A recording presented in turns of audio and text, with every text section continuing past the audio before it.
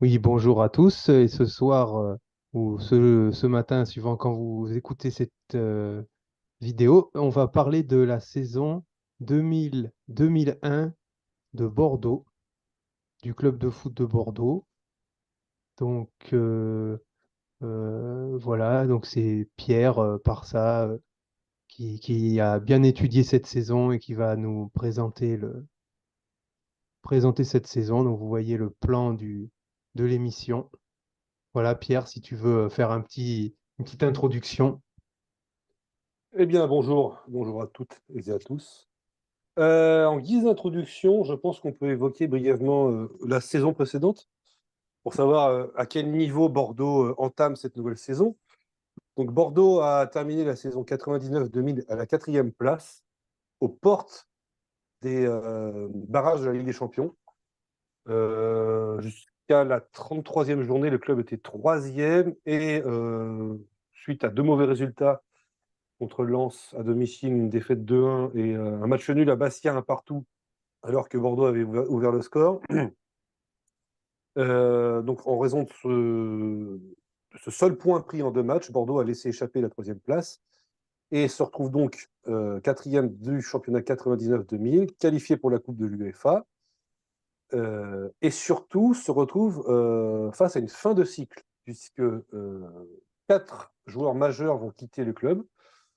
Tout d'abord, Yoann Mikou, qui rejoint Parme pour une quarantaine de millions de francs, malgré les propos de Jean-Louis Trio, qui, souviens-toi, Guillaume, Hmm. avait d'abord dit que ce chiffre était faux et qu'il il voulait environ 110 millions de francs, puisque c'était les prix qui se pratiquaient à l'époque. On l'avait vu avec le transfert d'Anelka qui était parti d'Arsenal au Real pour 220 millions et du Real au PSG pour la même somme. Donc il y a Johan Mikou qui part, il y a Michel Pavon qui était le capitaine dans la saison du titre et qui était un joueur majeur qui part au Betis Séville en Espagne. Il y a Sylvain Wiltord qui va nous embêter parce qu'il partira à la toute fin de mercato à Arsenal après un bras de fer avec les dirigeants, parce que les dirigeants l'avaient prolongé quelques temps auparavant, et lui avait décidé de s'en aller. Donc il avait fait la grève de l'entraînement, il était revenu en retard de ses vacances, ce qui fait que ça a retardé le recrutement de Bordeaux pour trouver son remplaçant. Et l'autre joueur majeur, c'était Stéphane Ziani, qui était le deuxième meneur de jeu des Girondins la saison précédente, et qui, même s'il avait été blessé, avait quand même montré pas mal de belles choses sur la deuxième partie de saison, et lui était prêté à Nantes. Et pour être tout à fait complet, tous les meneurs de jeu de la saison 99-2000 s'en vont, puisque Martins, qui était prêté par Strasbourg, retourne en Alsace. Donc ça, c'est par rapport à la fin de cycle. Donc Bordeaux va un peu tarder à boucler son recrutement. Il va falloir attendre la reprise de l'entraînement. Donc c'était début juillet, si je ne dis pas de bêtises, ou au moins fin juin pour présenter quatre recrues. Donc c'était Bruno Basto, jeune latéral gauche portugais qui évolue au Benfica Lisbonne. Frédéric Roux, gardien de but qui vient en doublure du Loïc Ramé. David Sommeil, solide défenseur central qui joue à Caen, recruté pour 50 millions de francs. À l'époque, c'était une belle somme. Et Alexis Exmertine, alors ça, c'était l'inconnu. Meilleur joueur du championnat russe qui joue au Lokomotiv Moscou. C'était un milieu de terrain défensif hyper actif, hyper technique, dont Guillaume et moi étions fans. Et nous sommes toujours d'ailleurs. Voilà, qui était venu de renforcer l'entrejeu. Et il avait été recruté alors que les staffs techniques étaient partis superviser l'adversaire des Girondins en Ligue des Champions, c'était le Spartak Moscou. Et donc, ils avaient été voir un match Spartak Lokomotiv Moscou et ils avaient été épatés par les performances de Smertin. Donc, ça, c'est les quatre premières recrues. Ensuite, il est arrivé quelque chose qui a fait battre mon petit cœur de supporter et d'amateur de football, c'est qu'on a parlé d'une éventuelle et d'une possible arrivée de Ariel Ortega. Alors, Ariel Ortega, c'est qui, vous allez me dire? Eh bien, tout simplement, c'est le premier successeur désigné de Diego Maradona. Rien que ça. Donc, C'est le il a Mourad remplacé Megni officiellement. argentin, quoi. Ouais, quand même, quand même, quand même. Tu vas trop loin, je trouve. Il a remplacé au pied levé Maradona alors qu'Ortega avait 19 ans, c'était la Coupe du Monde 94, parce que Maradona était suspendu pour dopage.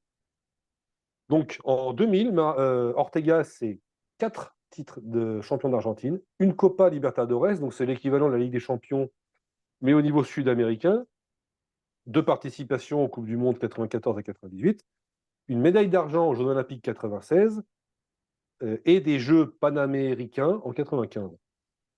Donc il a évolué dans une des plus grandes équipes de River Plate en 1996, aux côtés de joueurs comme, tenez-vous bien, Mathias Almeida, Hernan Crespo, que les Bordelais connaissent bien, Mm. Enzo Francescoli, qui est parmi les plus grands, si ce n'est le plus grand joueur uruguayen de l'histoire, Mm. Juan Pablo Sorin, arrière-gauche moderne, dirons-nous, très bon joueur, et Marcelo Gallardo, qui jouait à Monaco à l'époque en 2000. On dit Gachardo Oh, d'ailleurs, apparemment. pardon, excuse-moi, tu as entièrement raison. Marcelo Gallardo. Marcelo Gachardo. Donc, Ortega est un profil de meneur de jeu technique, très brillant techniquement, très fort dans les dribbles. C'est le roi du crochet et le roi de la balle piquée devant le gardien. Donc, autant vous dire que quand j'ai vu que Bordeaux s'était positionné sur lui, j'étais dans tous mes états. Mm. Malheureusement, le deal ne s'est pas fait, mais pendant quelques jours, j'ai rêvé, et je pense que je ne suis pas le seul à avoir rêvé d'une arrivée d'Ortega. Et en Euh, fait, qui viendra endosser le maillot de meneur de jeu, ce sera Marc Vinoz, meneur de jeu belge, capitaine de l'équipe de Belgique, qui jouait à Schalke 04 et qui faisait partie des meilleurs milieux offensifs européens. Guillaume, je pense qu'on peut dire sans se tromper que c'était dans le top 20 des joueurs européens, hein, pas évoluant en Europe, des meneurs de jeu européens. oh oui, à l'époque, ah oui, c'était, ah oui, c'est sûr. Bordeaux Il avait pouvait gagné prétendre la. à faire venir des joueurs comme ça à l'époque, ouais, Oui, sans ouais, il problème. jouait en Allemagne. Il avait remporté la Coupe de l'UEFA en 97, si je ne dis pas de bêtises. Donc, Vilmos rejoint le club et le Bordeaux débute sa saison par un match je vais reprendre, face à Metz. Mm. Donc, malgré une ouverture du score et une pelletée d'occasion, eh bien, Bordeaux n'arrivera pas à remporter la victoire. Mm. Ils se feront rejoindre, le club se fera rejoindre sur le gong par un but de, je crois que c'est Christophe Bastien, Mm. si je dis pas de bêtises. Donc, il fera un partout lors de son premier match. Deuxième match, défaite 2-0 à Bastia, comme d'habitude. Mm. Troisième match, match nul face à 3 de partout. Quatrième match, défaite 2-1 à Saint-Étienne. Donc, on se dit que va peut-être falloir recruter d'autres joueurs, notamment en défense, parce que Sommeil est arrivé, mais malgré d'excellente qualité, il a fait une grosse erreur face à Lens, qui nous coûte justement la victoire. Mm. Et donc, les Girondins, enfin les dirigeants bordelais, comme Alain Roche s'entraîne depuis la fin de son contrat avec Valence, s'entraîne avec le club, décident de proposer un contrat à Alain Roche. Et il rejoint le club fin août. Mm. Et toujours en attaque, il faut un remplaçant à Wiltord qui part finalement pour 135 millions de francs, record de vente des Mm. Girondins à l'époque par Arsenal. Il leur faut un attaquant. Donc, on a parlé de Sapinto, qui est un attaquant portugais, un peu milieu offensif. Ils en avaient également parlé de Poborski, mais Poborski, c'était plus un milieu offensif. Puis, on a eu d'autres rumeurs, comme Dado Perso, qui jouait à Monaco à l'époque. Mm. Et donc, c'est Paoletta qui vient sur le gong, quoi, 31 août, 23h50. Je ne sais pas si toi, tu en avais déjà entendu parler au moment où il signe. Est-ce que tu savais que c'était un international portugais ou pour toi, c'était un inconnu complet? Si, si, comme à l'époque, je dévorais France Football de A à Z toutes les semaines, ou voire 2 fois par semaine, parce que peut-être qu'à l'époque, il y avait 2 exemplaires par semaine. Je crois, un le Mardi et vendredi, oui. mardi et un le vendredi, je crois. Ouais. Donc, si, si, j'avais vu je connaissais le nom, et puis bon, si, je connaissais, mais c'était pas. quand il est arrivé, c'était pas, c'était bien, quoi, mais c'était pas bon. Il avait tout à prouver, quoi. Eh ben, il a rapidement prouvé, puisque pour son premier match face à Nantes, il marque un triplé. Ah ouais. Voilà. Et Bordeaux s'impose 5-0 à la Beaujoire. Ah oui. Donc, on se dit que la saison est lancée, patatrac, enfin, pardon, journée juste d'après, septième journée, Bordeaux perd 2-0 face à Guingamp à domicile. Guingamp qui était promu, qui n'était pas une équipe incroyable. Donc, ce match va servir de détonateur, puisque c'est bien simple, entre la 8e et la 17e journée, Bordeaux ne va jamais concéder la défaite. Ah oui. Bordeaux va tout d'abord s'imposer 1-0 à Marseille sur un but de Butler. Mm. Bordeaux va s'imposer face à Toulouse, va faire match nul à Monaco, va battre le Paris Saint-Germain, Mm. qui était en feu à l'époque, hein, parce que le PSG avait fait un gros recrutement. Ils avaient Anelka, ils avaient pris que des jeunes joueurs très prometteurs comme Luxin, Dalmat, Distin. Ils avaient fait revenir Frédéric Dehu qui joue au Barça. Ils avaient fait venir Le Tizi, le goal de Metz. Donc ils avaient une équipe très solide avec d'autres joueurs qui jouaient déjà là auparavant, comme Laurent Robert, Okocha, Benarbia, Rabé Sandratana. Dit Bernard Et Bia. Bordeaux, c'est vrai, dans le milieu. Et Bordeaux va s'imposer 2-1 avec deux buts de Paoletta, un sur coup franc indirect et un sur un lob de 50 mètres. Qui lobe Casagrande, parce que c'est Casagrande qui jouait ce match-là. Oui, j'ai mis le tableau là, Euh, t'as vu? Ah, magnifique, magnifique. Mm. Donc Bordeaux va s'imposer face à Paris. Ils vont emporter des victoires à l'extérieur, notamment à Auxerre et à Strasbourg, à l'occasion du premier match de Chilavert. Donc Chilavert qui a été considéré comme l'un des plus grands gardiens du monde à l'époque. Premier match avec Strasbourg, le mec il est un peu comment dire, en surpoids et il se prend un lob sur sa ligne par l'Asland. C'est pour te dire qu'il a quelques petits kilos à perdre. Donc ça c'était pour le petit scud à Chilavert. Donc Bordeaux est invaincu de la 8e à la 18e journée, remporte le titre de champion d'automne à la 17e journée, Ouais. après un match à Sedan. Et ensuite va faire une fin d'année 2000 pas terrible, avec une défaite face à Nantes, un match nul face à Bastia et deux défaites à l'extérieur. Et atteindra la trêve à la 4e place. Ah ok. Voilà. Donc, au mercato hivernal, un mercato hivernal qui ne sera pas trop animé, Mm. on signalera l'arrivée de Tony Vérel. Alors, c'est très Ah ouais. bizarre cette arrivée, je trouve, parce que Bordeaux pouvait compter sur Paoletta, Lilian Lasland, Pascal Feydouno, Christophe Dugarry en attaque. Donc, j'ai Ouais. pas trop compris pourquoi on prenait Vérel, d'autant que Eli Bope le faisait jouer sur un côté. Donc, en fait, il faisait un espèce de 4-5-1 avec Dugarry sur le côté gauche et Vérel sur le côté droit. Donc, ce n'étaient pas les joueurs les plus aptes au débordement et les plus rapides qui jouaient sur les côtés. Donc, c'était assez bizarre. Bref. Et deuxième partie de saison, Bordeaux va naviguer entre la 3e et la 5e place. Mhm.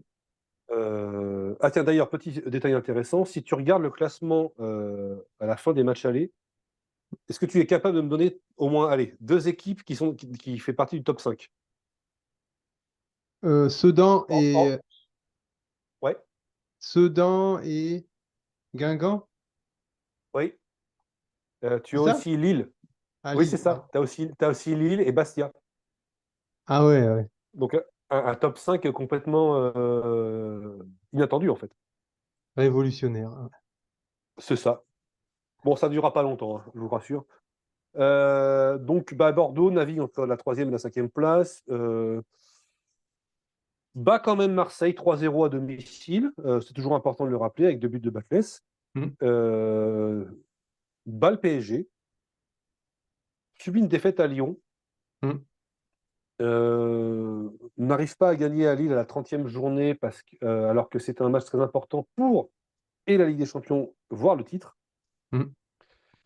Le match nul à Lille laisse des regrets, parce que bon, Bordeaux euh, fait un bon match, hein. Ils font un bon match, et il y a un penalty qui est archi flagrant qui n'est pas sifflé par Monsieur Colombo. C'est-à-dire que Dugarry rentre dans la surface, dribble, c'était Mathieu Delpierre, son adversaire direct. Enfin, il l'élimine, l'autre le fauche et l'arbitre trouve le moyen de ne pas siffler. Enfin, je ne sais pas comment c'est humainement possible. Au soir de la 32e journée, Bordeaux est troisième après une victoire à Rennes et Ouais. après des bons résultats, des victoires face à Strasbourg à domicile. Voilà. Mais patatras, rebelote. Le scénario de la saison précédente va se reproduire. Bordeaux ne prendra qu'un point lors de la 33e et la 34e journée, Mm. en raison d'un match nul de partout face à Sedan, où Paoletta ratera un penalty, et où Bordeaux jouera à la 11 contre 10 pendant plus d'une bonne heure, et en raison d'une défaite 2-0 à Metz. Voilà. Donc le club bouclera la saison à la 4e place, avec 57 points, et à 2 points du LOSC, qui finira, qui réalisera un exploit, parce que le LOSC était promu, et se qualifie pour les barrages de la Ligue des Champions. Ah ouais, Donc ouais. voilà, ça le petit récap du championnat. On peut aborder les coupes rapidement si tu veux. Oui. Alors, en Coupe de l'UEFA, Bordeaux ne connaît pas trop de problèmes face à l'IRS au premier tour. Mm. 0-0 au match aller, 5-1 en retour avec un nouveau triplé de Paoletta. Deuxième tour, c'était contre le Celtic Glasgow. Je crois que tu étais au match, toi aussi. Ah oui, il y avait un monde pas possible. Ouais. Ils étaient la moitié du stade, non? Ouais, je crois, il y avait 15 000 personnes et tu avais 6-7 000 Écossais, c'est bien simple, ils prenaient la moitié du virage nord, pardon. Ouais, ouais. Ils avaient foutu une ambiance pas possible.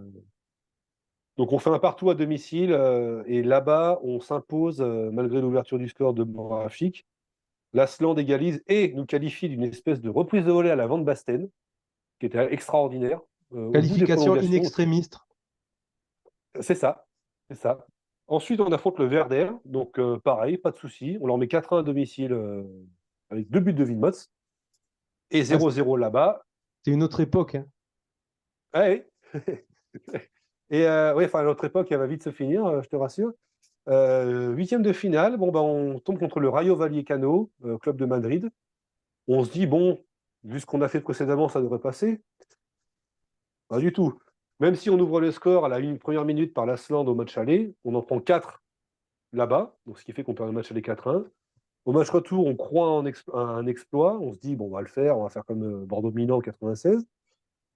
Donc, de peau, Ramé se fait expulser à peu après le premier quart d'heure, Ouais. ce qui fait on doit jouer à 10 pendant plus d'une heure et quart. Euh, on perd 2-1 au final, voilà, parce qu'on n'y arrive simplement pas. Et on est éliminé piteusement par cette équipe du Rayo. Alors, dans les coupes nationales, c'est pas mieux. En Coupe de France, on se fait sortir au bout de 2 tours par Nantes à domicile, après avoir battu Issoire 5-0. Et en Coupe de la Ligue, on se fait sortir par Châteauroux 1-0 là-bas, après avoir éliminé Lille 1-0 en début d'année 2001. Voilà. Donc, parcours plus que médiocre en Coupe. Avec Benjamin Nivet dans l'équipe de Châteauroux, Bien sûr. qui maintenant commente les matchs sur je sais plus quel, sur beIN peut-être bien. Prime, non? Ah, Prime, voilà, ouais. Enfin, un des deux, ouais. Ouais. Et Sébastien Roudet, champion du monde moins de 19 ans avec Monsieur Chalmet, je crois. Belle patte gauche. Mm. Si je ne m'abuse. Donc Je voilà, pour regarde cette le site, saison, la légende des pardon. Girondins où il y a tous les scores et tout. C'est pour ça. C'est bon ça. Ça, je connaissais pas. Mm. Ils ont mis. Ouais, voilà. Ah, pardon. Alors, oui, excuse-moi. Bilan, le jeu, les joueurs, c'est ça? Ouais. Ok. Alors, bilan, saison qui laisse des regrets parce que Bordeaux est champion d'automne, parce que Bordeaux n'a pas su négocier des matchs face aux adversaires directs comme Lyon. Lyon, on n'a pas gagné contre eux, on a pris qu'un point. Contre Lille, on prend 2 points, on prend 4 points, pardon, parce qu'on les bat à domicile, mais on doit gagner là-bas. Contre Sedan, on doit gagner à domicile et on ne le fait pas. Donc c'est un peu dommage. Ça se joue, oui, à quelques points, mais je pense que le début de saison poussif a malheureusement joué en défaveur du club. C'est jamais bon quand un club n'a pas bouclé ses recrues avant le début du championnat, quoi. C'est souvent le cas.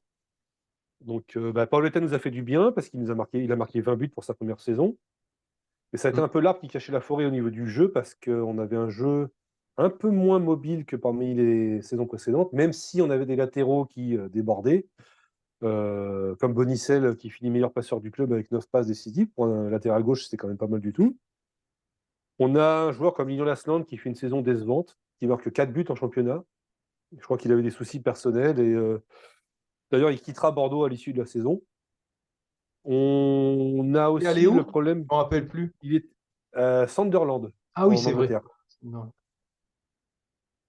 On a aussi le problème au niveau tactique, c'est-à-dire que Eli Boep, il voulait commencer la saison en 3-5-2 parce qu'il avait fait ça en Ligue des Champions la saison précédente. Ça avait plutôt bien marché. On avait fait un match nul à la Fiorentina, 3 partout. C'était bien passé, je me souviens, c'était un bon souvenir ce match. Et on avait joué comme ça à la fin de la saison 99-2000 et on avait obtenu des bons résultats durant la deuxième partie de saison. Donc Bob se dit qu'il veut jouer comme ça. Donc c'est pour ça qu'il recrute un joueur axial comme Wilmot et c'est pour ça qu'on avait évoqué l'arrivée de Ortega parce que c'était un meneur de jeu derrière les deux attaquants. Voilà. Sauf qu'il fait comme ça pendant les matchs de préparation, dont un dernier match face au Celtic où Bordeaux gagne 4-2 avec Wilmot qui joue numéro 10. Et puis, première journée du championnat, paf, retour au 4-4-2. Donc, c'était Dugarry sur les côtés avec Batles et Feiduno et Lasland en attaque. Voilà. Donc, il y avait plus cette volonté de jouer en 3-5-2. Donc, je ne sais pas si les joueurs ont eu du mal à changer de tactique en cours de route. Je ne sais pas si le fait d'avoir fait une préparation en 3-5-2, puis d'avoir dû jouer en 4-4-2 ensuite, les a pas perturbés. Donc, ça pourrait expliquer les tâtonnements du début de saison. Il y a eu le mercato qui s'est conclu de manière tardive avec les arrivées de Roche et de Paoletta, mais ce sont deux belles arrivées parce que Roche a stabilisé la défense. Mm. Il a redonné confiance à Sommeil, qui avait connu un début de saison assez difficile. Et Paoletta qui marque 20 buts et qui nous sauve la mise plusieurs fois parce que, étant donné qu'on n'était plus aussi souverain dans le jeu et aussi mobile, et on s'en remettait à Paoletta, quoi. On lui balançait le ballon et puis on lui disait débrouille-toi mon grand et puis ça marchait. Ouais. Donc voilà, donc si on doit comment dire, faire ressortir quelques joueurs, il y a Ramé dans les buts qui fait qui fait vraiment une super bonne saison, qui sera d'ailleurs le gardien de l'équipe de France à l'été 2001 pour la Coupe des Confédérations, que la France gagnera. Mm. Il y a Bonicel qui fait une excellente saison, avec 9 passes décisives, activité incessante, et puis, ouais, très bon joueur. Bon, il y a la paire Roche-Sommeil et Roche-Afanou en défense centrale. Mm. Il y a Marc Wilmots, qui, s'il était exilé sur un côté, a réussi à marquer 8 buts en championnat et 11 buts en tout, qui était un joueur qui se battait, que j'étais le premier à, comment dire, à critiquer à l'époque, mais qui, avec le recul, fait plutôt une bonne saison et laisse plutôt un bon souvenir. Et puis évidemment, Paoletta, on va pas revenir dessus, 20 buts, et il devient rapidement l'un des meilleurs attaquants du championnat avec Sonny Anderson. Ouais. Voilà. Eh ben, bravo pour ce. Et est-ce que tu peux nous faire une ouverture sur la saison suivante pour nous donner envie d'y réfléchir? Alors, la saison suivante, c'est Si la tu as un saison peu 2001. travaillé. Ouais. Non, mais je vais le faire de tête, c'est pas grave, ça va faire travailler les méninges. La saison suivante, moi, je regarde pas un bon souvenir. Je ne sais Mm. pas ce que tu en penses, toi. On gagne la Coupe de la Ligue, souviens-toi, face à Lorient, Ah oui. 3-0 au Stade de France, où tu étais d'ailleurs, si je ne m'abuse. Oui, tout à fait. Je suis rentré, je suis allé Mm. voter direct. Hop, allez, simple. C'était la présidentielle, le fameux 21 avril 2002, qui a fait Ah trembler oui, toute une génération. Et oui, oui, oui, c'est vrai. c'était le 20 C'est vrai. avril le match. Ouais.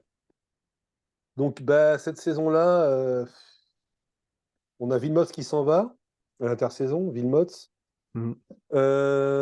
L'Asland, donc il faut les remplacer. On prend qui? On prend Dorasso pour Villemot et Christian, le Parisien, record du club au niveau des transferts à l'époque, Ouais.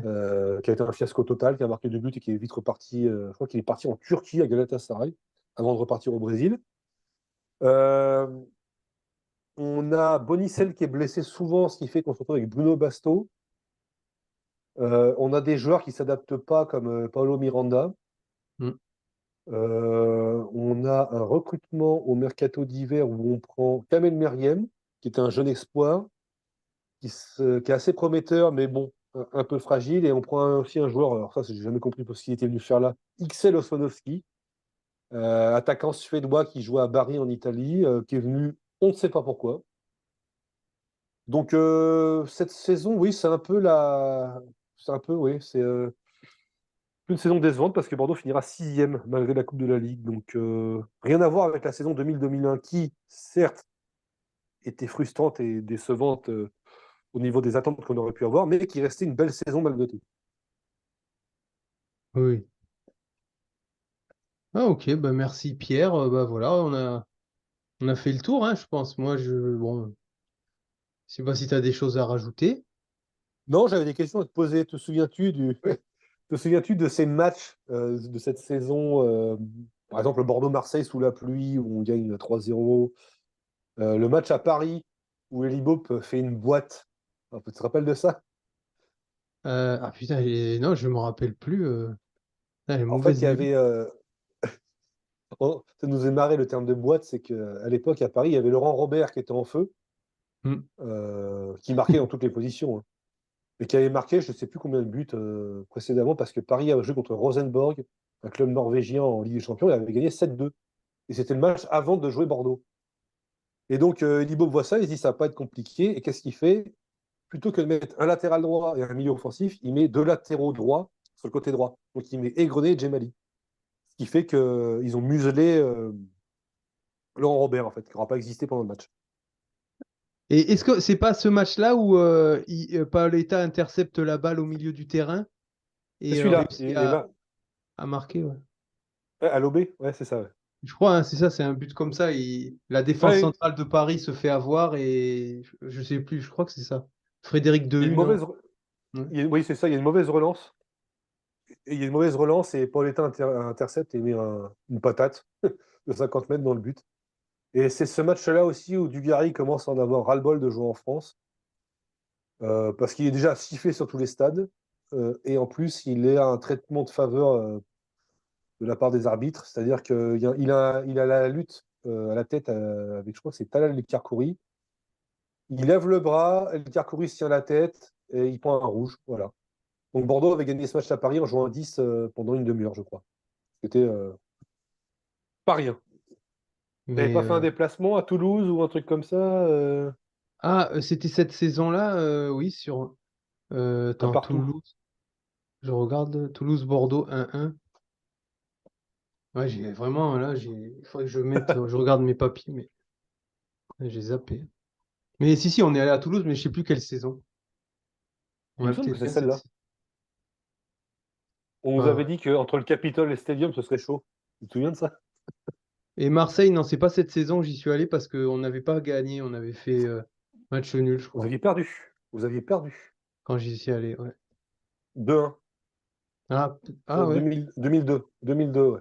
Ah, ah ouais, ouais. Ah, tu t'en rappelles plus que moi, ouais, là j'ai. Ouais, ouais. D'ailleurs, demain, tu as rendez-vous chez le dentiste à 10h. Ouais. Juste rajouter que c'est une nouvelle saison frustrante Mm. et que Bordeaux aurait pu prétendre à mieux si il n'y avait pas eu ces problèmes d'effectifs et ces tergiversations en début de saison et pendant l'intersaison. Voilà. C'est un Ouais. exemple parmi tant d'autres qui montre que si on travaille bien en amont, on n'a pas de problème en début de saison, on n'a pas de joueurs qui veulent se barrer, on n'a pas de joueurs qui arrivent au dernier moment et qui doivent s'adapter. Et voilà. Ah oui.